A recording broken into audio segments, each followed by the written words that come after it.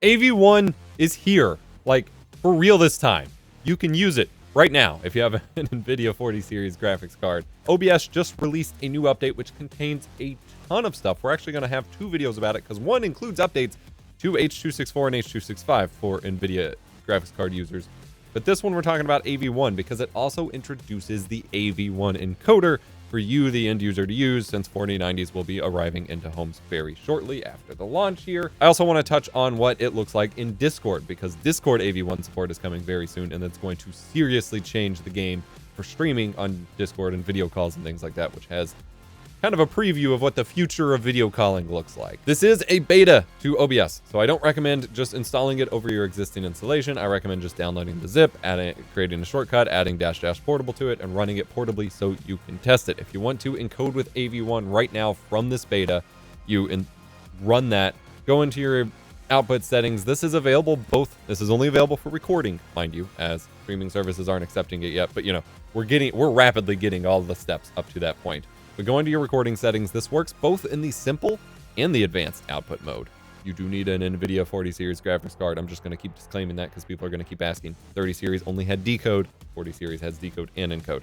It works in both the simple and advanced output modes, meaning if you just use the simple mode and you don't want to have to worry about things, both the high quality and the indistinguishable quality options now give you encoder choice options. So you can actually choose NVENC H.264, NVENC HEVC if you'd rather use that, or if you're on a older graphics card like the 30 series or 20 series, or you can now choose AV1, test it out, give feedback to the devs in the forums on GitHub or in their Discord.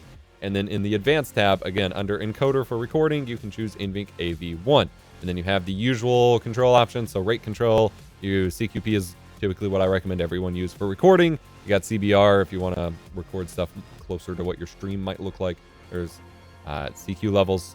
20 is a great place to start for more kind of static shots like this. You have to play around with it for what you want for high quality video. I have found 50 actually to be good enough for a video like this, but once you start getting action, it starts to get a little blocky. So I'd say 35 to 40 is my unofficial, this just came out, kind of play with and go from there answer. And then there is now presets, and these presets are available for all encoders. And this is pretty incredible. Again, we're going to talk about them in application to H.264 in a future video.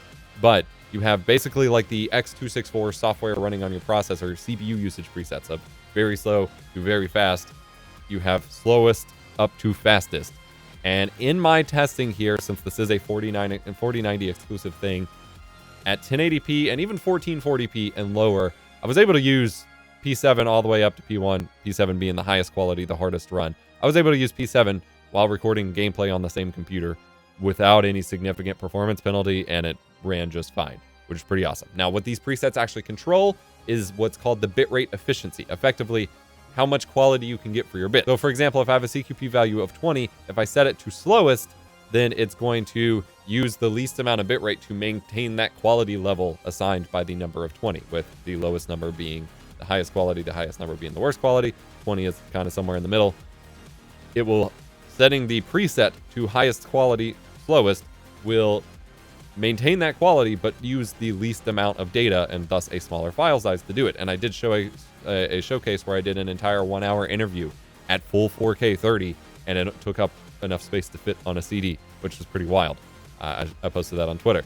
Now, if you bump it all the way up to fastest, it will still maintain, for the most part, the same quality, because it's still set to CQP of 20, but it will use significantly more data in order to do so, but it'll be less impact on your game. Like I said, for the AV1 encoder, as I covered in my main video, I found no reason to turn it off. P6, maybe. P7's a little rough if you're at 1440p or lower. P7 and P6 are fine. If you are at 4K while gaming on the same PC, you're going to have to start bumping it up. P4 or P3 probably. If you're at 8K, you absolutely have to use P3 or P1, as that uses the dual encoders and splits it up and runs a lot more efficiently. But you have that option available to you. There's also now a tuning option.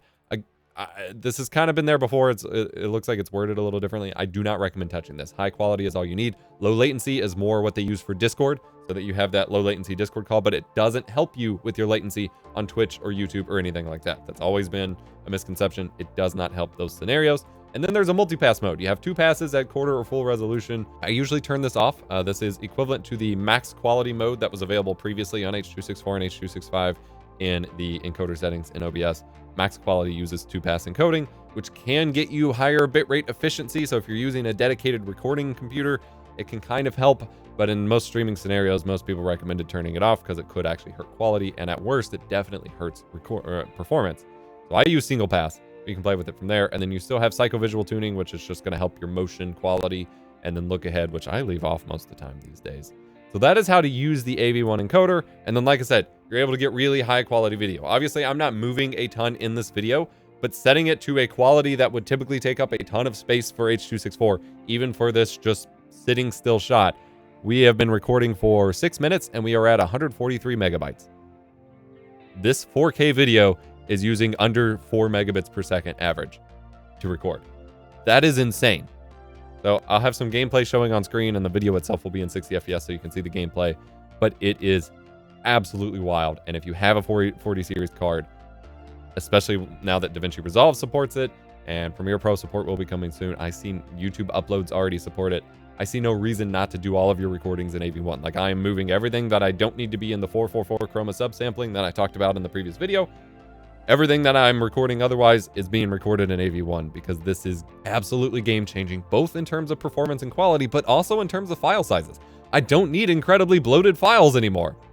It's genuinely like magic. The update also improved the virtual camera feature, weirdly enough, where you have the ability to send your OBS feed out to another program like Discord or Skype or whatever as a video webcam thing, so you could do presentations, or a device that doesn't work in those programs.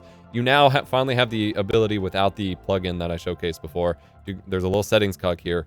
You can choose either for it to be the internal sources, which are either going to be the main program output, the main scene that you see, or your preview scene if you're in studio mode, where you can have a scene pulled up as preview. You can have that one go out as your virtual cam.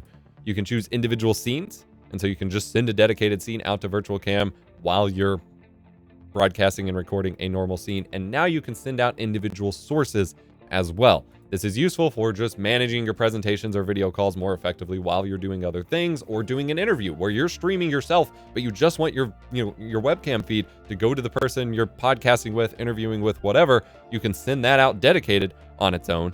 Or if you're wanting to record or stream in multiple OBS instances at a time, let's say you're setting up one scene to do Twitch, YouTube, all of that, and then you have another one that is set up to do TikTok or something, and you need to composite it into a vertical frame, you can now send out an individual source to do so. You only get one at a time, so it's still kind of limiting in that regard. You may still need plugins to work around that, but that's pretty big. Now, I also wanted to touch on that I did get access to, with this review of the 4090, a development build of Discord, which allows me to test out AV1 streaming in Discord. I don't have a ton of time or the computers with the cards required to stream it myself, but they do have sample feeds going of H.264 just using the normal video call streaming within Discord, and AV1, so you can see them side by side, and the difference is night and day. This is going to be such an amazing world of video calls, and even just small form little private streaming like you do sometimes in Discord for your game nights or your presentations or just sharing your screen, whatever. This changes a lot. And again, it requires a lot less bitrate, and now you can start sending a lot higher resolution. If you are a Nebula subscriber, you will have access to the samples I recorded here for you to download for yourself. Nebula is my own streaming service I built with my creator friends. It allows creators like myself to continue to do crazy dedicated work that YouTube just doesn't provide the ROI for, as well as make cool things like my upcoming documentary series, Print Screen. To sign up for Nebula, I recommend doing the bundle we have with CuriosityStream, where you get access to CuriosityStream's library of thousands of documentary and nonfiction titles, as well as Nebula thrown in for the price of one, and that price is super low at just under $15 per year.